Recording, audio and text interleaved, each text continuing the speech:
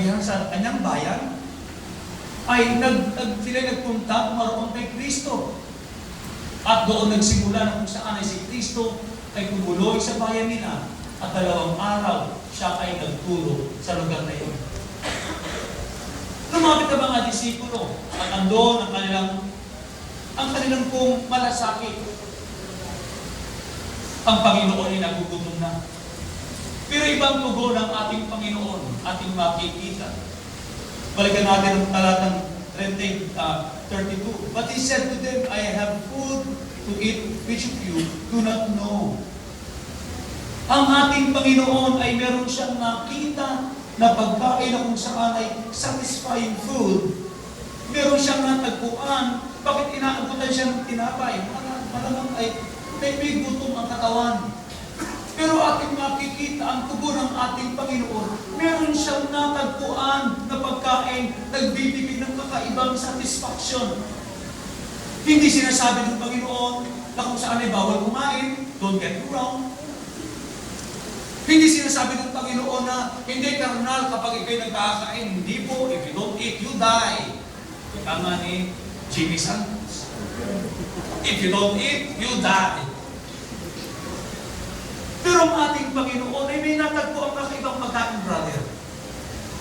May pagkain ako hindi nyo nalalaman sa ngayon. May pagkain ako na kung saan sinasabi ng Panginoon, mas mataas ang antas. Merong gutom ang Panginoon na kung saan ang makasasatisfy lamang ay ang pagkain na ito. At ginamit ng Panginoon ang larawan na ito upang turuan ang kanyang mga disipulo. Ginamit niya ang senaryo upang makita ng mga disipulo na kung saan sa ngayon ang pagkain ito. Hindi niyo ba alam, pero malalaman niyo yan. Ano ang pagkain ng Panginoon na kanyang sinasabi? That I have food to eat of which you do not know now. You have no idea sa ngayon. Sabi ng ating Panginoon, hindi niyo pa yan nalalaman. Ano po ang kanyang pagkain na ito? Jesus found satisfying food in doing His Father's will. Ano ang pagkain na bumubuno kay Kristo? Ano ang nourishment? Ang pagkain ay nourishment. Ano ang nourishment ng buhay ni Kristo? Ano ang pinalalakas ng Espiritu ng ating Panginoon? Doing His Father's will. May kasapatan sa buhay ang sinasabi ng Panginoon. Mayroong pagkain na kung saan pag iyong natikman na hanap-hanap, merong kapuspusan, merong kapunuan. Ano ang kalooban ng Ama? Yung kanyang pong pagnanais, yung pong desire ng puso ng Diyos. Natagpuan ng Panginoong Jesus ang pagkain, my food, my nourishment is to the will of Jesus. This food is not simply knowing the will of God, but doing it. Ang pagkain na ito na sinasabi ni Kristo ay hindi lamang kanyang nalaman.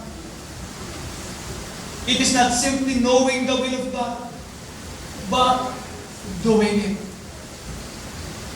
In verse 34, Jesus said to them, my food is to do it, He who sent me, and to finish His work. Kadalasan po, tayo po ay tumitigil lamang sa pag-aalam. Kadalasan po ay may mga pagkakataon na atin lamang naririnig at tayo tumitigil lamang sa pakikinig. Ngunit ang sinasabi ng ating Panginoon ay kakaiba. Ang pagkain ito na aking, na meron ako, na nag-satisfy sa akin, ay hindi lamang malaman kung to finish His work. Mga minamahal, ang ating Panginoon hindi marapang.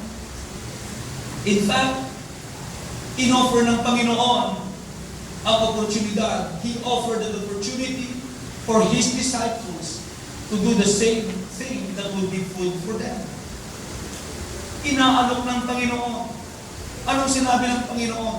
Do not say in verse 35, do not say that you are still 4 months, then comes the harvest.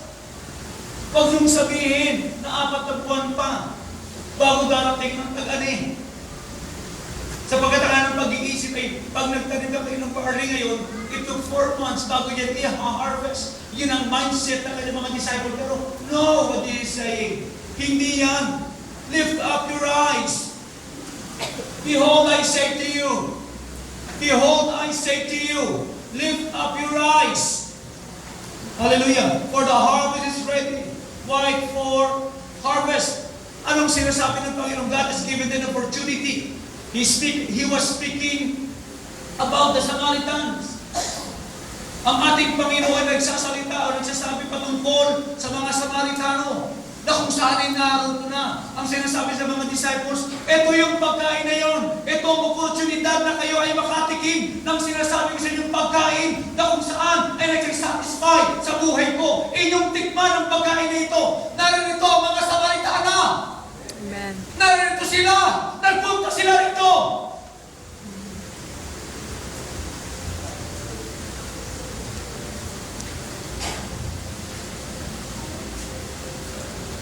He was speaking about the Samaritans. In them, he saw opportunity for spiritual harvest, for what the disciples would not have to wait long. Hindi 4 na buwan pa bago mag-harvest. Sabi ni Jesus, hindi. Hindi 4 na buwan. Lift up your eyes. Look around you. Look around you. The harvest is ready. Hindi na kailangan intayin pa ng 4 na buwan. The harvest is ready. Amen. Lift up your eyes. Lift up your eyes and see the fields. Ang fields mo yung ating mission field. Yan mo ang ating lugar. For so long, we've been looking sa ating sarili lamang. At isa ko doon. Maraming panahon na kung saan ang ating atensyon ay nahuhulog sa ating mga sarili lamang. Malaki at maraming mga malaking iglesia sa mga unang panahon na sila ay nag-cease because they stopped lifting up their eyes sa feet at nawala na pong fire after that. Look at the field. Look at the mission fields. Lift up your eyes. Vast fields of human souls are ripe and waiting for harvesters.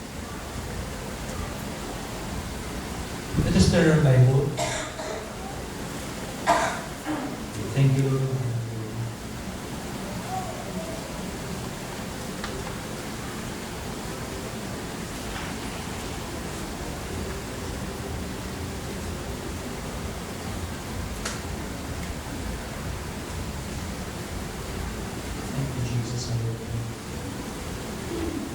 Minsan po ang ating mga pananaw kung saan po natin na tinitingin at ating pong hindi napapansin ang mga bagay na nakatanin natin. Mga minamahal, ang pag-ibig ng Diyos ay sapat-sapat para sa lahat. Ang pag-ibig ng Diyos ay sapat para sa lahat at hindi lang ang puso. Praise God, nandito na po tayo. Thank you. At mga kapatid, nasa labas po. Tayo nasa loob dito, praise God, kilala na si Kristo. Pero paano ang mga kaalulong nasa labas pa? Lift up your eyes. Lift up your eyes and see the harvest. It's harvest time. It's harvest time. Amen. Hindi pa 4 na buwan. Now is the time. It's harvest time. Hinog na. Hinog na ang mga anihin, kapatid. Hinog na ang mga anihin.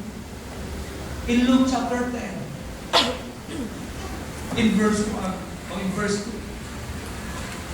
Luke 10, verse 2. Then he said to them, the harvest truly is great,